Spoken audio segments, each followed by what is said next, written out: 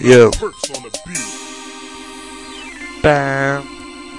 Juhu. Ante spava. Ne budanje.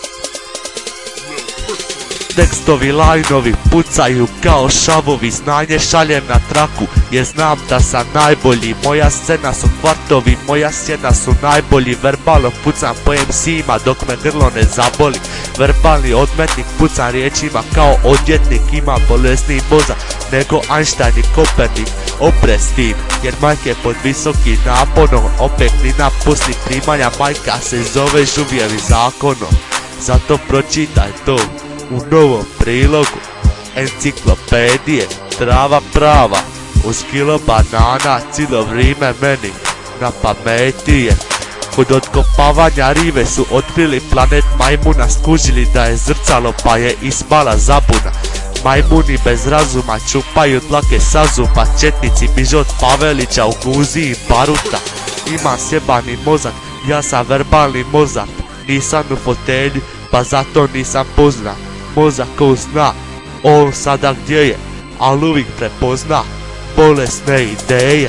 Duvan je poskupija, al je jača prodaja. Idu dva Malbora ulicom, sretnu Rohil, kažu vidi klošara. Cijela posada kapetana Kuke obila kuku jer nije oprao ruke. A Ante spava, A abeceda, A Ahilova, Peta. A Ante spava, A abeceda, A Ahilova, Peta. More je toplo, znači spremno za kupanje.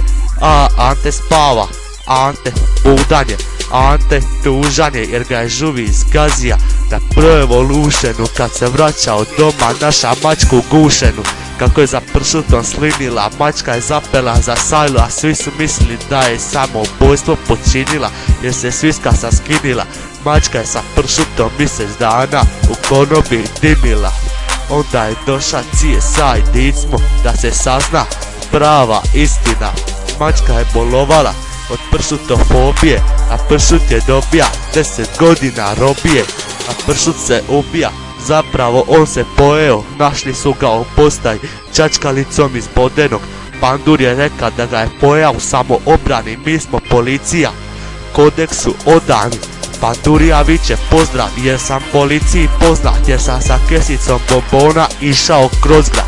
U postaji me pamte kao kriminalnu osobu, više ne možeš nositi bombone a da nemaš kraš dozvolu. A Ante spava, A abeceda, A Ahilova, Peta.